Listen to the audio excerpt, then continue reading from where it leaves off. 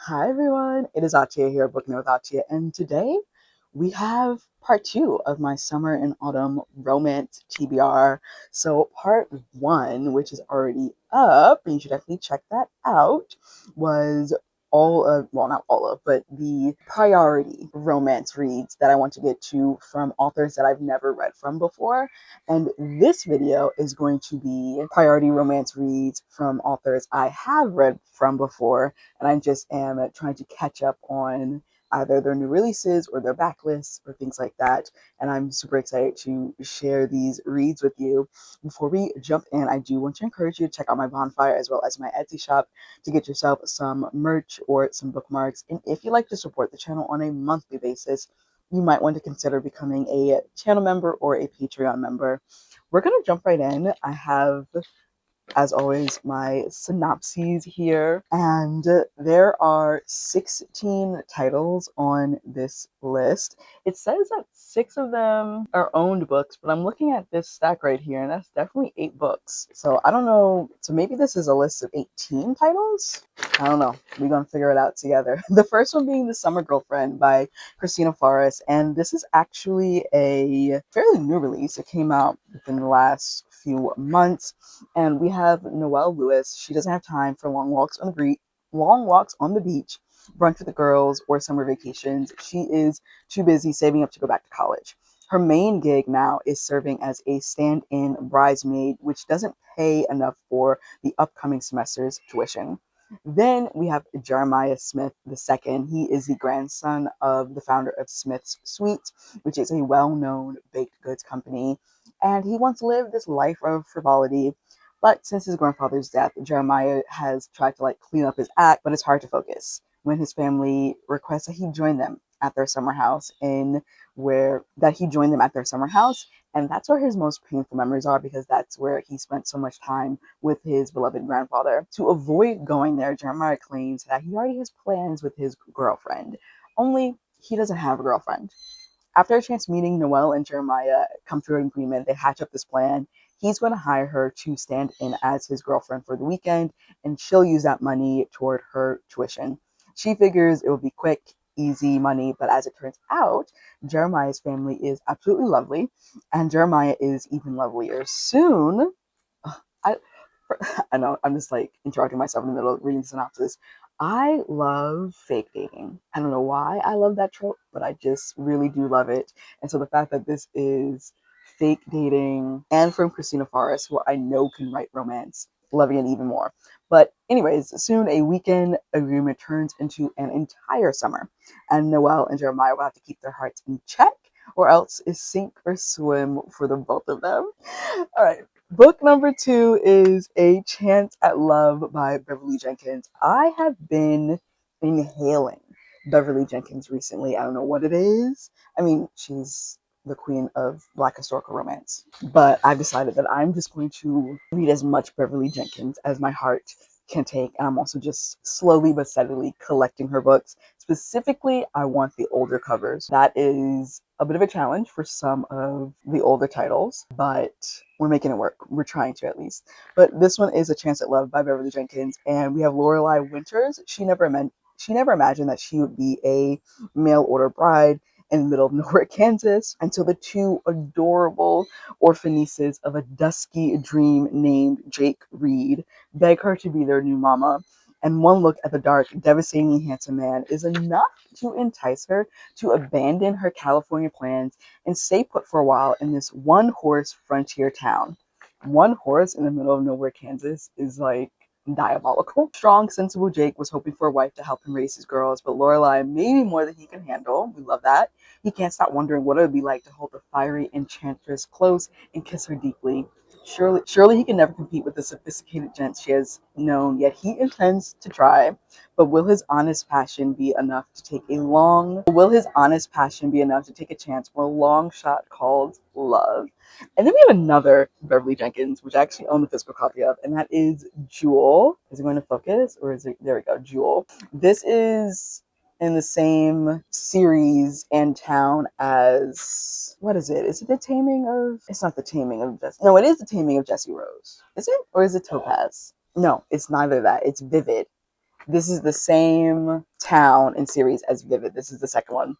And we have a proposal she had no choice but to accept. Though Eli Grayson is one of the most handsome, charming, and intelligent men in Grayson Grove, no one will take a chance on a confirmed bachelor. Unwilling to give up his dreams, Eli convinces his friend Jewel to pose as his wife. Their masquerade is to last just one night, but when word gets out, Eli and Jewel must tie the knot to save his career and her reputation. Became a love she never expected. Angry at being forced to turn her life upside down, Jewel never imagined that a white-hot passion would consume her once she and Eli became husband and wife. I also love, like, not an arranged marriage, but this is another fake dating that turns into, okay, we have to get married. Totally unrealistic, but I love it all the same. Sharing a bed has turned their prim friendship into a sensuous love affair, but when a woman from Eli's past returns to stir up trouble, he and Jewel will learn just how far they'll go to protect the precious gem of their newfound passion. If you have not read any Beverly Jenkins, I don't know what you're doing. Especially if you love romance, but also especially if you love historical romance. Like, it's just so good. Should I do a video, y'all, on like historical romances I would recommend? I need to write that down because that's a great idea. But yeah, that is the third book on the list. Book number 4 is On the Hustle by Adrianna Herrera. We have Alba Duarte. She is the queen of the side hustle. As the eldest daughter in her crisis-prone family, she's always stepped up to help. Her favorite gig is doing Instagram-worthy, bookish-themed bedroom makeovers for her friends. Her most hated gig is working as the assistant to the most gorgeous and infuriating man on earth. Theo Ganas is a former Olympic swimmer and heir to a bona fide real estate empire. He's also about as warm and fuzzy as a New York City winter, and quite frankly, Alba has had enough of his ridiculous demands and cold shoulder. When opportunity knocks, she decides to put herself first for once, which means leaving her demanding boss and relatives behind. Her new life in Dallas seems like everything Alba's ever wanted until a bafflingly charming and attentive Theo turns up in the Lone Star State with an offer she simply cannot refuse.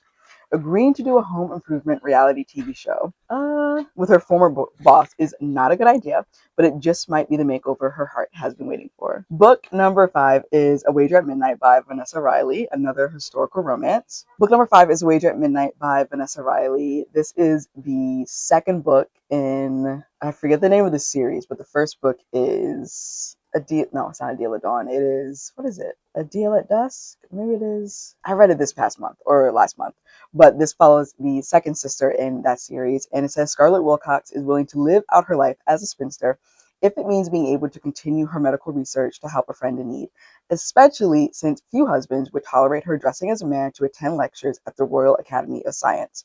When she's unmasked at a lecture on ophthalmology, Scarlett prepares to be disgraced, but she's saved by Trinidadian-born physician Stephen Carew, who claims her as a cousin. Dedicated to caring for his community, Stephen has no wish to marry a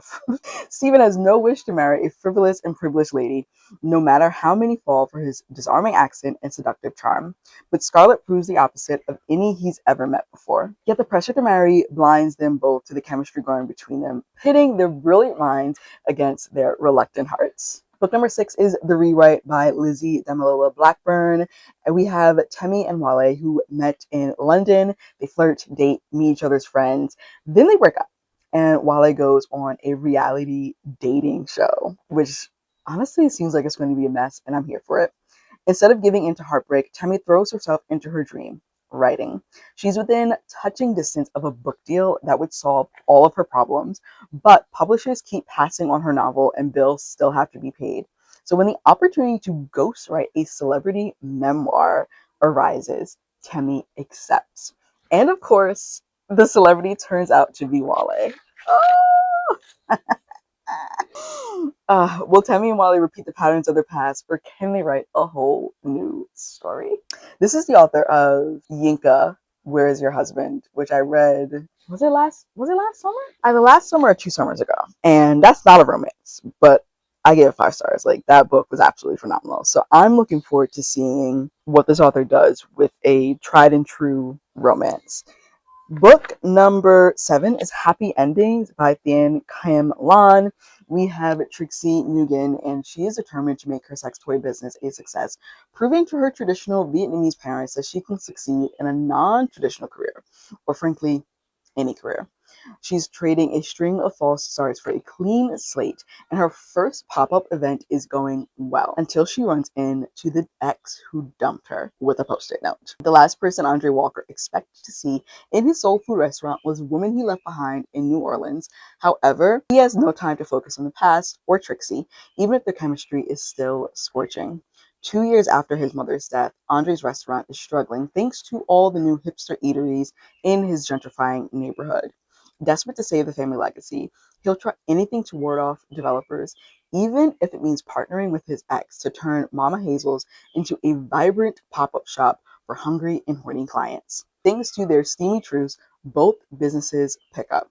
But when their feelings deepen and Trixie receives an incredible career opportunity, will Andre support her, or will his pride make him walk out on her again? Book number 8 is Heart of a Goon by Jahquel J. And I've actually already read this at the time of filming this video because I was like, why should I wait to work on this TBR? Even if the video's not filmed. Spoiler alert, I loved it. We follow Zoya, who is this high-powered lawyer from a very powerful and criminally inclined family, if you will. She is Zoya Caselli of the Caselli family. And Zoya's been dead on the inside since her parents were taken away from her, and she was forced to move out of the only home that she knew, her and her 3 siblings. Zoya's convinced that she's not worthy of love. Then we have Goon, and he is a hard man who knows the life of the streets, but he was surrounded by love at home.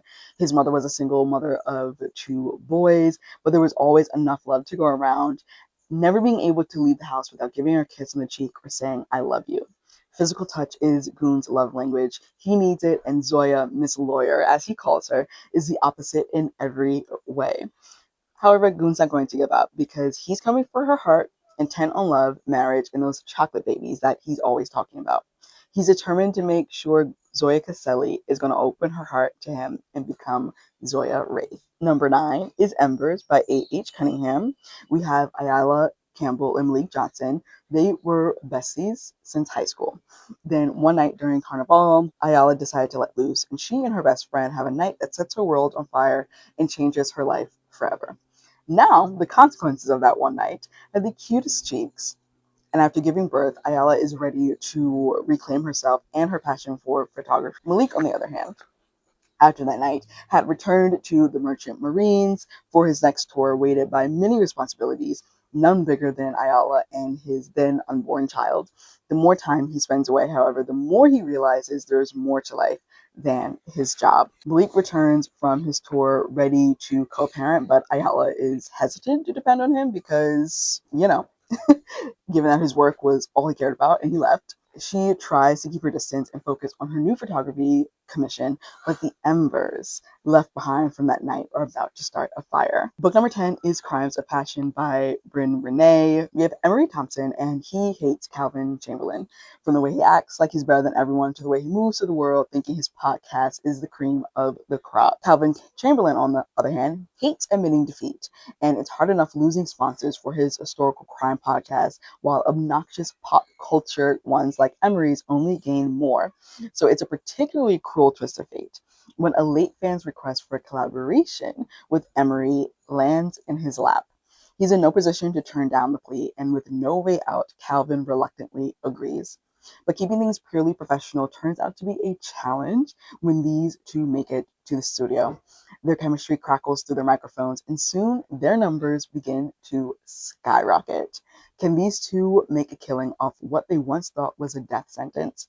And more importantly, will Calvin and Emery give into the heat of passion? Book number 11 on this list is The Dragon 2 by Wright. This is the sequel to The Dragon, and I guess I'll just give actually, this synopsis doesn't give much away. Yeah. Tokyo's most dangerous mafia king, Kenji Sato, commands empires with silence, precision, and blood. But ever since Naomi Palmer, a bold Black American author determined to expose Tokyo's underworld, steps into his world, his obsession has turned feral. But beneath the luxury and lust, a war is building. With his father the fox, threatening his empire and spies whispering at every border. Kenji must decide if Naomi is his ultimate weakness or the weapon he needs most. As the ropes tighten, secrets unravel, and desire transforms into devotion, Naomi will discover just how far a dragon will go to possess the woman who dares to master him, and how much blood he'll spill for her name. If that isn't a synopsis, I don't know what is. I really don't. And then the next 7 books, because one of them is not on this list, are books that I own the physical copy of. So I'll be reading the synopses from the back of them, starting with the one, the only, Kennedy Ryan. This is Score, which now that I'm saying that, I feel like I should actually talk about Real first, because this is the first book in the Hollywood Renaissance world. This is actually the original cover back when it was indie published. And honestly, I love it. I really do. I love when in a Black romance, both people are on the cover. It's a weird trend. It's a weird trend I'm seeing in traditional publishing where you have a Black romance, both partners are Black, and somehow, if it's like a straight romance, only the woman is on the cover, but not the man. Like, it's weird. It's weird to me. It's weird. I know I'm onto something. I don't know what I'm onto, but it's weird. But anyways, this is Real by Kennedy Ryan, the first in the Hollywood Renaissance series. And it says, for months, it's one of those synopses.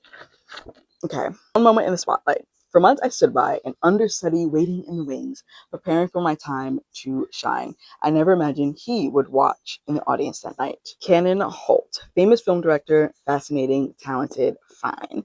Before I could catch my breath, everything changed. I went from backstage Broadway to center stage Hollywood, from being unknown to my name, Neva Saint, on everyone's lips. Cannon cast me in a star-studded Harlem Renaissance biopic, catapulting me into another stratosphere. Forbidden attraction, scandal, and circumstances beyond my control jeopardized my dream. Could this one shot, the role of a lifetime, the love of a lifetime, cost me everything? I'm excited. Obviously. And then the second book in that series, this is the traditional published cover style, which I don't hate. I like them. I just find it weird that her partner is not on the cover with her, but whatever. You never forget your first love. Isn't that what they say? Verity Hill knows this truth intimately. She didn't simply miss Wright Monk Bellamy when they parted ways in college. She's haunted by his touch. Every kiss, any lover since, it's a shadow of what they had. Time heals all wounds, isn't that what they say? Monk doesn't believe that for a second. He wasn't simply betrayed when he and Verity split. He was devastated, with parts of him left behind in the ruins of all that was destroyed. More than a decade after their disastrous breakup, so this is a second chance romance, Verity and Monk must work together on the set of an epic Harlem Renaissance biopic. I'm guessing it's the same one that was mentioned in Real. With Monk, now a world-class musician, creating the score, and Verity, an award-winning screenwriter, penning the script, there's Oscar buzz before shooting even begins. This once-in-a-lifetime project could catapult them both to new heights, but can they put the past behind them for the sake of the film, for the sake of something more? I'm very excited to be diving into this world and just inhaling more of Kennedy Ryan's writing. Next up, we have another author whose work I love and I've been slacking on keeping up with, and that is Jasmine Guillory's Drunk on Love. This one is the first book in... Actually, is it a series or is it just... It might not be a series, but the covers are all really fun. And it says, Margot Noble needs some relief from the stress of running the family winery with her brother. Enter Luke, sexy, charming, and best of all, in the too small world of Napa, a stranger. The chemistry between them is undeniable, and Margot is delighted that she lucked into the perfect one-night stand she'll never have to see again. That is until the winery's newest hire, Luke, walks in the next morning. Margot is determined to keep things purely professional, but when every interaction reminds her of the attraction still bubbling between them, it proves to be much more challenging than she expected. Luke Williams had it all, but when he quits his high-salary tech job in Silicon Valley in a blaze of burnout, oh gosh, and moves back to Napa to help a friend, he realizes he doesn't want to tell the world or his mom why he's now working at a winery. I wonder if her brother is his friend. Is this like a best friend sister type of thing? Anyways, his mom loves bragging about her successful son. How can he admit that the job she's so proud of broke him? Oh no. Luke has no idea what is next for him, but one thing is certain: he wants more from the incredibly smart and sexy woman he hooked up with, even after he learns she's his new boss. But even if they can find a way to be together, that wouldn't be an ethical nightmare. Would such a successful woman really want a tech world dropout set against the lush backdrop of Napa Valley wine country? Nothing goes to your head as fast as a taste of love, even if it means changing all your plans. I just, I can't wait. I can't wait. Then we have Not Again by Kwana Jackson. This is not the sequel, but it's in the same series as what's it called? Real Men Knit, which I read several years ago. I've had this book for quite a long time. Um, so I'm very excited to finally move on to the love story of one of the other brothers in this series. Hoping to attract more customers to his family's knitting shop, Lucas Strong participated in an FDNY Fire Department of New York charity calendar and accidentally became a local celebrity. The only place he can find solace is Scrubs, a 24/7 laundromat where he can disappear for a couple of hours. But Luca's soapy sanctuary is shaken by an inquisitive little girl with a late night interest in knitting, whose mother is his old school crush. Oh, she's a mom. That's so cute. Sydney Harris knows that Harlem is like any other close-knit neighborhood, and everyone is probably whispering about how she left behind such a good man and a good life to wash and fold laundry by the pond. If only they knew the truth. But Sydney will always put her daughter's happiness first, even if that means moving back to Harlem and facing her past. What Sydney never expected was to see Lucas again. A long forgotten attraction kicks into high gear as Lucas and Sydney start to spend time together at the laundromat, and they must decide if this is true love or just an infatuation, as thin and fragile as a soap bubble. Whoever was doing these synopses was really, I hope they got paid very well because also I never appreciate how gorgeous this cover is. Then another, I guess all of these are favorite authors, hence why I'm returning to their works. But this is Just Our Luck by Denise Williams. Sybil's sweet has always been lucky, but lately she can't catch a break. After years of bouncing from job to job in search of something that feels right, and from man to man in search of something special, Sybil is worried that she's the directionless, floundering daughter her family thinks she is. All she really wants now is a little financial stability and carb comfort. Girl, same. Lucky for her, she's got just enough in the bank to buy a lottery ticket, okay? And the late night donut store is open. Kieran Anderson puts his dreams of becoming a doctor on hold to take over running his family's bakery. And after fighting a losing battle to save the place, he's exhausted, broke, and no closer to getting back to school. But when a whirlwind of a woman sweeps in late one night, flirty energy gives way to more, until she runs out the next morning, leaving behind her winning lottery ticket. Lucky for Kieran, his attempt to return the ticket looks like a grand romantic gesture and goes viral, sending sales through the roof. In an effort to keep the store afloat and to convince Sybil's family she can make good relationship choices, they agree to fake a relationship for 3 months. My favorite trope. Even after winning hundreds of millions of dollars, I want that. Finding each other might end up being the sweetest bit of luck for both of them. Also, she's plus size, and I love it. I love the colors. I love everything about this cover. The second to last book on this list is A Dash of Salt and Pepper by Kosoko Jackson. Xavier Reynolds is doing less than stellar. He just got dumped and was passed over for prestigious fellowship. To top it all off, he's back home in Harper's Cove, Maine, population 9,000. The last thing he wants to do is work as a prep chef in the kitchen of the hip new restaurant in town, The Wharf, especially since the hot single father chef who owns it can't delegate to save his life. Logan O'Hare doesn't understand Xavier or why every word out of his mouth is dipped in sarcasm. Unfortunately, he has no choice but to hire Xavier. He needs more help in the kitchen, and his tween daughter Anne can only mince so many onions. It might be a recipe for disaster, but Logan doesn't have many options besides Xavier. Stuck between a stove and a hot place, Logan and Xavier discover an unexpected connection. But when the heat between them threatens to top the Scoville scale, they'll have to decide if they can make their relationship work or if life has seasoned them too differently. Another cover, which I love. I really do. If the sounds a little different, it's because my mic died, and so, or my mic is dying and I don't want to risk it. So, but we're on the last book, so it's fine. And that is A Ghost in Shining Armor by Therese Beharie.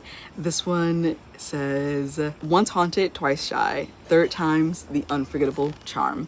Gemma Daniels has never been quite the down-to-earth woman her adoptive parents raised her to be. She even has a unique gift. She can see ghosts, and she likes helping them settle their unfinished business. But the hotter than hot stranger she impulsively kisses on a bet is not only a phantom, he's determined to help her.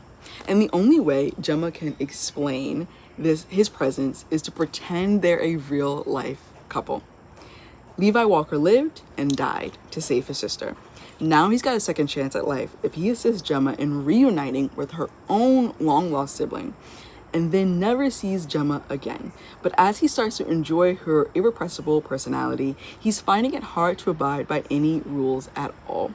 Gemma is thrilled to be getting to know her sister, but it causes a family rift she may not be able to heal. On top of that, she's falling for a ghost with a dilemma. For Levi must decide what loyalty and living is truly all about. To fix their mistakes, Gemma and Levi must risk being with themselves and each other if they're ever to claim true love. And that is A Ghost in Shining Armor.